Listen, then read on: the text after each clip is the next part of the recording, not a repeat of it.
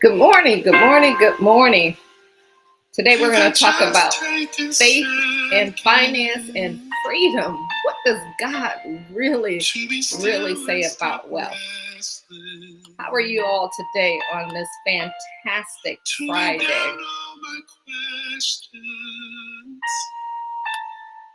And watch you move. Yes. Watch you move. We're going to watch God move. When I turn my agenda. Come on, y'all. How y'all doing this morning? Good morning, good morning, good morning. When you're finally the center. Yeah, today we're going to talk about faith and freedom. This is Faith and Freedom Friday. Let me ask you a question. Have you ever struggled with the idea of being wealthy as a Christian? A lot of us have, right? Maybe you've heard phrases like money is the root of all evil. Maybe you heard things like that, or you wondered if pursuing financial success puts you at odds with your faith. That's what we're going to talk about today. So as you come on, say hello so that we can say hello back to you. And we're going to dive into that in a second, but y'all know how we like to do it in the beginning. We want to hear some worship. So I'm going to be quiet for just a second to give you guys a chance to share and let us know where you're tuning in from. And if you're catching this during the live or replay. And y'all enjoy this worship here, y'all. Come on now. With a peace never ending, I am consumed. What is your favorite worship song? In between us. All right. Well, welcome, y'all. My name is Cathy McReynolds. We're with Bible Business Academy. And we're going to go ahead and get everything started here. Today, it is Faith and Freedom Friday. And as I just said, let me ask you this quick question. Have you ever struggled with the idea of being wealthy? Like, who struggled with that? Let me know, especially as a Christian. You know, maybe you've heard phrases like money is the root of all evil. Who's heard that phrase? Let me know in the comment. Drop a money emoji down there. Or maybe you wonder if pursuing financial success is at odds with your faith. I'm telling you, I struggled with this so much in the beginning of back like 30 something years ago.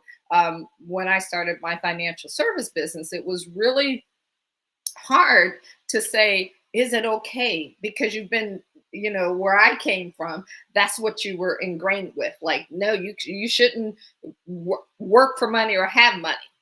And money is not the problem, though. Remember that it's the love of money that leads to trouble. And God has a divine purpose for prosperity in your life. And that's how you have to make that shift. And that's what we're going to talk about today. We're going to uncover the truth about what he says about wealth and the role that it should play in your faith and how you can align your success with his purpose, because that's the whole key, to align your success with God's purpose. So grab your pen and paper if you don't have it, because we got a lot to go over, because throughout history, y'all, many people have wrestled with that concept of wealth. Many people have wrestled with that. And I've heard countless, I just told you a little of mine, stories of individuals who believed that they had to choose between faithful to God and pursuing financial success. And because they had to choose it, because they hear it, they avoided opportunities. They wanted to live guilt-free, and it was guilty just wanting more, like I talked about, or they struggled to provide for their families because they believed that desire to go out and create wealth and do things was wrong. It has sidelined so many people, but the truth of the matter is the Bible tells a completely different story. And that's what we're going to talk about. I want you to consider Abraham and how he was blessed so abundantly, and not for selfish reasons. And that's the difference. He was blessed abundantly so he can establish himself as the fathers of nations and a blessing to others. And you can find that in Genesis 12:2. Or just think of Solomon. Solomon asked for wisdom, but guess what he received? He received wealth and honor as well, because his heart, that's the key right there. His heart was aligned with God's purpose. So as you're out there, and that's in 1 Kings 3:13, as you're out there, just think of where your heart is, because these examples, just these in the Bible, reminds us that God doesn't condemn wealth. He entrusted to those who steward what he has given them wisely and use it for his glory. And that's what I want to share with you. I want to share today, y'all, some facts that you can take to heart, not just to hear it, but let it transform how you think, let it transform how you act, let it transform how you do things. Because God does desire prosperity for his people, like you desire for your kids, for your family. Deuteronomy 8:18 says, but remember the Lord your God, for it is he who gives you the ability to produce wealth. Man, God equips us to generate the wealth, not for the selfish gains, but to advance his kingdom. That is his purpose, for us to advance his kingdom. Wealth is just a resource that when you use it correctly, it can bring so much glory to God, and it can serve so many people. So you want to take that to heart. The second thing you want to remember is money is just a tool, y'all. It is not a master. Let me repeat that. Money is a tool. It is not a master. So just check yourself before you wreck yourself, right? 1 Timothy 16 says, for the love of money is all kind of evil. It's not money itself that's the issue. It's our attitude towards it. So what is your attitude towards it? And when money becomes your master, it can lead to greed. It can lead to pride. And you know these feelings inside of yourself, right? It can distract you from God's purpose. So you got to ask yourself, what is it doing with you? But when you see that money is a tool, it becomes such a way to bless other people. So how are you blessing people? Is that part of your goals? And you can also use it to fund the kingdom and create a positive impact. And those are the keys. The third thing you want to think about is prosperity aligns with purpose. What is your purpose and how is that aligning? Proverbs 13:22 says a good person leaves an inheritance for their children's children. So wealth is just not about material possession. It's about creating a legacy. So what legacy are you focused on building, and how? Because building wealth allows the opportunity to create things for other people, not just for yourself. It allows you to invest in future generations, and that reflects God's goodness in the marketplace, in business. And so just think on those things. And I want to share some practical steps as we come to the end here for faith-driven wealth building, because that's the key to shift your mindset, which is number one. Shift your mindset. Just understand that wealth is not inherently wrong. I just want to get that into you. It's about your heart and how you are using it. Just continue to ask yourself daily, how can I honor God with my finances? How can I honor him with my finances? The next thing is just be a good steward. Proverbs 3:9 reminds us to honor the Lord with your wealth, with the first fruit of all your crops. That means tithing. That means savings. That means investing. And that means being generous with what God has entrusted you with. We always know about the 10%, but what about the 90%?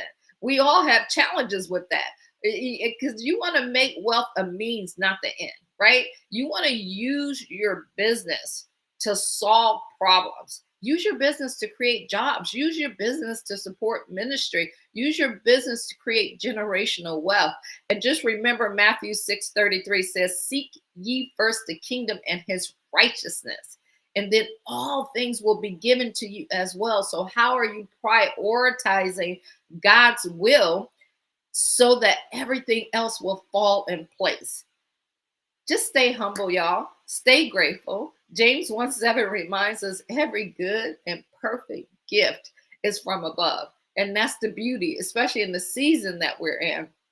just remember to recognize that every success that you have is from God, and just remain grateful as you accumulate wealth and use it to glorify him. I just want to encourage you today. I want to encourage you, if you've been holding back in your business, if you've been holding back in your life just because of fear, or maybe it's confusion about wealth, I just want you to release those doubts. Even if you got to go back and listen to this over and over and over again, remember God desires for you to prosper, not so you can hoard riches, right? So that you can live out his purpose, and you can live it out with confidence and live it out with generosity. And it's about how you're giving. And if you're ready to align your finances and your business, or you're having struggles with that, and you want to follow God's plan, I invite you to join us at Bible Business Academy. You can go to BibleBusinessAcademy.com. There you're going to learn how to build a thriving business while staying rooted in biblical principles. And that's the key right there. You're also going to discover the tools and the community and the strategies that you need to help you to step into your calling with faith and freedom. That is the key right there. And so just remember this in closing, that wealth in God's hand is a powerful tool that you can use for good. And just do it the way that the word says, right? And your business is more than just a way to make a living. It's the way to make a difference. So let's build wealth with purpose, y'all.